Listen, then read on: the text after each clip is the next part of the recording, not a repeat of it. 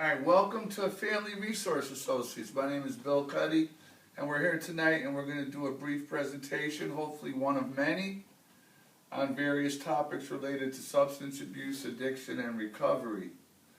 The topic that we're going to talk about tonight is relapse triggers, what they are, how to deal with them, how to avoid them, and how to go through them if you experience them. So I want to thank my members tonight for coming down here and participating in this little presentation, one of many, like I said, hopefully we're going to do. And I'll throw it out to the group. What is a relapse trigger? Relapses are people, places, and things. I believe personally it's places where you are, what you're doing. It's, you know, a trigger is something that makes you want to use when you really don't want to. I mean, you could be in a certain spot and maybe have a certain smell. That could be a trigger. It could be a person you used to hang around with. I've had that where I've seen someone and I go, man, let's go drink. Is it something that brings back a memory? Yeah, routinely it's usually a good memory because of good times. I mean, how it ends up is how it ends up. But routinely it starts off good. So are most of your triggers good memories? The endings are really bad, but the beginnings are pretty festive. Okay. Other people, what other group members think? Are the memories pleasant or are they unpleasant? My triggers are a lot of times due to stress. So I guess bad memories you could call them. So what is stress for you? What are some stressful things in your life right now? Just family problems, money. Lack of money? Yeah. So how would family problems or lack of money get you to think about doing drugs? Well, having money will get me to think about doing drugs too. Okay.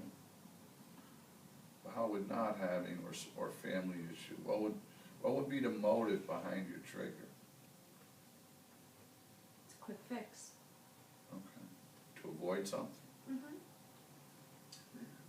To avoid everything, pretty much. You avoid everything when you're high, right? Yeah. I feel like especially for people like us, our lives are scrutinized really now, especially us in like early recovery. Our lives are scrutinized to such a point that you kind of it almost sets you to that place where you do have to escape for a second. But When you use, aren't you making the scrutinizers point for them? We don't care at that point. yeah, When we're talking about triggers, and you know, triggers lead down the path of you know, using again. And like you said, in early recovery, we're under a microscope, so you know, that's added on stress, added on pressure that we have as an addict, that we deal with these things. And I know my triggers in early recovery were arguments, you know. As she said before, you know, family members, and how, you know, family members would just not, in our minds, do the right thing. In my mind, I would want to escape, but I know, as he said, that the outcome is wrong, the outcome is bad. And so my triggers were stress related, money related, lack of respect. Then I would go off and be out there for days running around. So now you're not in really early recovery anymore. You've made significant strides, and now you're in quote unquote middle recovery because you've been able to deal with some of your stressors without using. Let me just give you guys my quick definition of what a trigger is. A trigger is a person, place, thing, or situation that has the potential to alter a recovering person's attitude, behaviors, and beliefs. And really, the key word in my definition of what a trigger is potential. It could have a negative impact on somebody. It could have a positive impact on somebody. It could have no impact on somebody. You know, people are going to encounter situations that are going to get them to think about using drugs again or drinking. It's quite common. It happens all the time. The question is, when it does happen, what do you do? How do you deal with it so you don't have to use? we were saying, a member was saying earlier about using when you don't wanna use. I mean, that happens frequently to addicted people. They use when they don't even want to. It's a habit. It's just something that's routine. I think when people use when they don't wanna use, is their body is so addicted to the drug. I know in my case, once I start to use, unfortunately, I'll use, and the beginning of the use starts off really great, and as I go through the greatness of the use, then comes the point. I've broken my use, my addiction down to usage as far as good, bad, and ugly. And the good starts off because I'm very active. I can watch movies. I can talk to people. I'm on the phone. Yada yada. I've done some texts I probably shouldn't have, but I was in a great mood. They weren't bad. They weren't offensive. But then my body became addicted during that happy usage. Then I had to get my fix of alcohol, and that was to the point because I was shaken. I was sick. It brought me to a point where I couldn't move. I'd have to get out of bed and get to a package store. That's when the good becomes the bad, and I'm starting to crave the alcohol. And when I say bad, it's because I'm craving. I want it. I need it. The good's gone. The good has sailed on.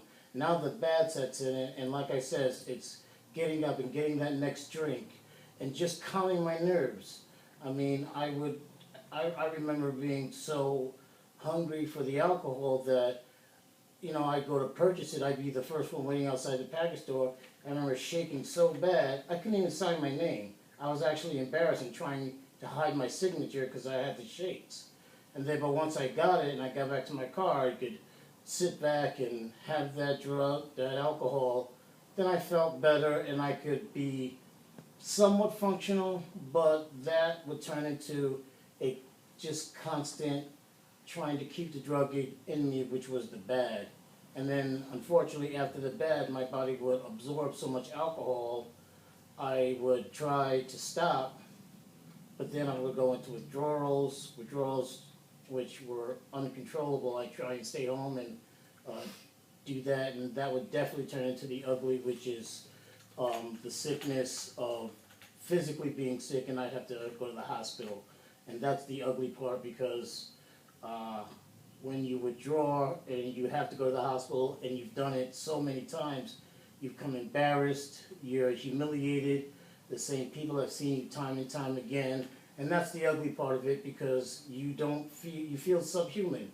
You're like an infant, and these people have to bring you pretty much back to life and bring you back to stability so that you can go back home and hopefully start your life and hopefully start the beginning of sobriety again. Now, I know for a fact of going through that time and time again. It's horrible. It's horrible. But each time I've gotten a little smarter, I've gotten a little better, and I'm hoping right now that I can maintain. Well, you're talking about several things that are important, so take them one at a time. There's a very subtle but a distinct difference between a physical trigger and a psychological trigger. Physical trigger is almost like what you were describing earlier, is that you're drinking because your body needs the alcohol, otherwise you're going to go into a seizure or you're going to have some other kind of medical complications. That's a physical trigger, that's necessity. The psychological triggers are the ones that people deal with stress and with anxiety and with family strife. A psychological trigger, an example of, would be wanting to forget something or forget about a problem. Because when you're under the influence of a substance, you do forget about the problem till you come down. Then not only do you remember the problem, it's worse. Because now you got to lie about it, you got to cover it up, you feel guilty about using. So the psychological triggers are probably harder to identify than the physical ones. The physical ones are obvious, and when the alcoholic doesn't drink after a while, hands tremble, that's a trigger. That's a warning. Your body is telling you that you need alcohol at that point. But you know, the other issues that we talk about in this program, in these groups all the time, is, you know, how to prevent relapses. And we talk about, you know, the first step in a trigger identification is that, identification. So you identify the problem, and then you develop strategies, like through these group sessions and the psychoeducation, to develop ways around these various triggers so we don't have to use. Other thoughts about triggers? I had to change my phone number a lot of times because if I would get a call, I would immediately want to use if it was from So the dealer. the thought of use was triggered by a phone call? Yeah, as much as a phone call from the person that had what I wanted. And so I kept changing my number, and then I call him, you know, and then you get that number, and I think I ended up changing it 6 times because I had to keep changing it because I didn't want the calls that I really didn't want to use, but I set myself up when in a minute's notice when I said, oh, I want to use, and I didn't stop to think about the consequences, so I called, and there went that phone number. But that's one thing I had to do. I had to, you know, and I had to separate at that and decide, you know, I really have to stop. I really want to stop. It gets tiring after a while figuring out how you're going to get it. You know, I mean, the guy could be around the corner. Well, my husband's going to drive out of the driveway in 5 minutes, so I got 5 minutes to meet you. I mean, it's ridiculous. It's just Too much work. too much work to get something that was going to hurt me. And I lost most of my family, and I'm now regaining it, but I had no respect from my kids or anything. So it's just that one phone call would trigger it. But again, we're talking about, you know, triggers are not necessarily something that's gonna make anybody use, but it could influence decision making one way or the other. Yeah, my triggers were always something, you know, more fighting, but I would store it up. I was always that person to store that fight up till later. I wouldn't go use right then and there if my loved one argued with me or accused me of something was wrong. I would store, and then, you know, blow up after a certain point. So Would the motive be to forget about the argument? no, I think in the beginning it was to get back at the person. Pay back the Yeah, person? but then I realized I wasn't hurting that person, I was hurting myself more than anything. I agree. I feel like with loved ones, especially, when they treat you in a certain way, you kind of feel like if they don't trust you when you feel like they should, they're already putting you at that level. So you say to yourself, you know what, if I'm going to be treated that way anyway, why not just, you know, throw in the towel? And Certain points I was doing that, yeah. So that's like shooting yourself in both feet instead of one foot, right? So they don't Imagine believe the me effort. anyway, so bam, you know? imagine the things that we'd all be capable of if we didn't put as much effort into, you know, Hustle. getting our fix, and hustling, and Oh, actually into addicts something and productive. alcoholics are extremely good at getting their needs met, no doubt about it. They're the most ingenuitive people Very bright, on the face of the earth. very smart. So it's almost like a full-time gig to have to Yes, it is. constantly get your needs met all the time. I took out 2 jobs turning into a full-time work. That's the hardest part about really recovery is you have to relearn how to live your everyday life. Because towards the end, my life consumed of trying to figure out how to get money, getting high. You ever think that you're too young? Yeah. How do you deal with that trigger, that you're too young? You're not like these other old fogies in the group. You're only a kid, you got a long life ahead of you, Yeah, but right? that also puts me at a disadvantage because myself and others could look at it as, well, I got a couple more runs left in me. Who's to say this is my Agreed. last But versus them? You also argue the opposite is that you have a lot more to lose than the older people. Yeah. Yeah, 'cause you got a lot more life to live. Wish I had my 20s back. No. Yeah. Or at least part of them. Yeah. You know? I want my 24 to teeth back. 27 at least. Well, yeah. So other thoughts on this particular, it's a gigantic issue in substance abuse treatment, dealing with triggers, and a lot of the stuff that I do, you know, here in the program, we do relapse prevention groups, we do stress management, we do anger management, we do family therapy. It's a very, very large problem, and there's a lot of sub-issues related to it. But probably the basis of all of it is how to prevent relapses, because addiction is the most recidivistic illness of any illness. And it's relapse, in my opinion, in my mind, is way too common and not necessary. So other thoughts on any of this? Yeah, family support is really important. And you have to find that somewhere. I have a couple people in my family, but I don't live with anybody that actually supports me getting clean. So family plays a big part of it, what they think. Like, well, if you don't think I'm doing good, then I'm just gonna go out and use, because that's what you think I'm doing anyway. You accuse me? Okay, I'll go do it. But that only brings me back to where I started from, which was in a really bad place. It's the ultimate false choice. They don't believe me, so I'm gonna make their point.